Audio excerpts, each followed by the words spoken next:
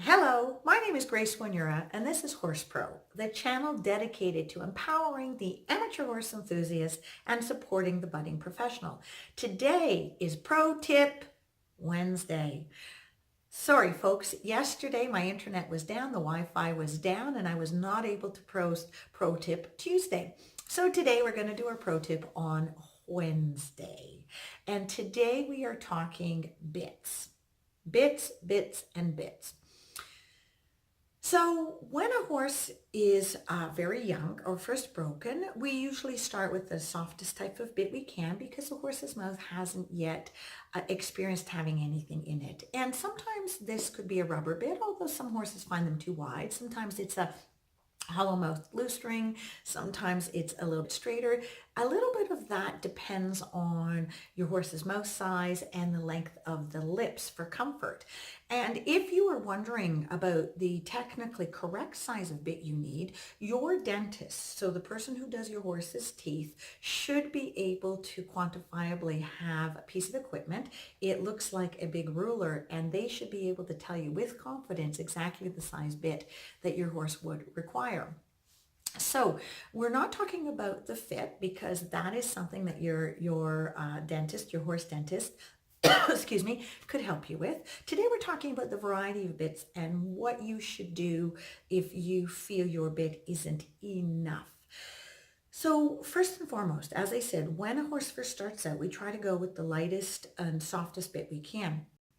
Now, in my mind, we should always try to go with the least amount, quote, of firepower in a bit that we can, because riding really is about more than just kick, go, pull, stop. That's actually very rudimentary, and you need to get beyond that. Basically, our seat and our thigh and our core should really be responsible for the bulk of your half halts, so that your rein and in essence the bit is only augmenting what your body is already doing. Unfortunately, I see many situations where horses are punished or taken in hand, or the bit levels are really aggressively raised because the rider simply doesn't have enough core strength themselves, or they haven't been perhaps properly brought along so that their leg and their seat is strong enough to help support their upper body and support the balance of the horse. Or perhaps the horse is simply too much horse for the level of rider they are. But either way, often what it comes down to is rather than looking at a bit as something that can help perfect our ride, because again, it's like a pair of shoes and the size of shoes. We're looking for the style that augments or enhances our ride for the style of riding we're doing, for the level of rider we are, and for the type of horse we're riding. That's why there are so many bits in the planet. Every single horse aid and bit ever invented was invented to do something positive. All right. It was invented to do something positive in a specific situation. However, as humans, sometimes we're very hasty and we can turn a positive into a negative by perhaps going and solving a speed issue with a bit first. Now, I'm not saying that a speed issue can't be augmented and enhanced by a bit, but we often have to look at the underlying factors. Are the horse's teeth done? Are the hocks comfortable? Is the back comfortable? We need a vet to make sure of that. Does the saddle fit? As a rider, do we have a strong core? Are we able to support ourselves? Are our legs doing more work than our arms? So these are questions that sometimes trainers need to look at before they change bits. And this is something that definitely amateurs should ask their trainers about before they change bits. Because sometimes when you change a bit, and if you do so arbitrarily and you enhance the severity too quickly, you could actually perhaps harm yourself or damage your training routine.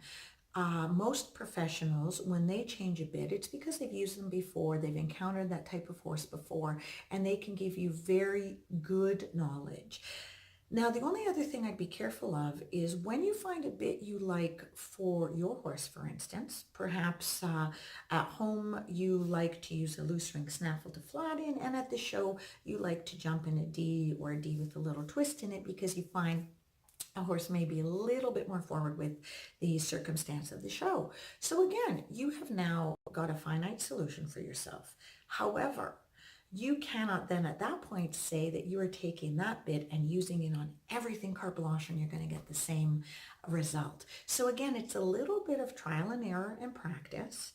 But again, my pro tip is when you are choosing to change a bit, when you are choosing to elevate the severity or the dimension of the bit in terms of what it has to do for you, please remember you need to think of why. What do you need to accomplish from the change of bit? And do it by slow degrees so that you know when you have hit the level that is perfect. So you're neither under nor over in the amount of control that you have. So again, this is Pro Tip Wednesday, replacing Pro Tip Tuesday. If you found any of this information of value, please hit subscribe and like icon.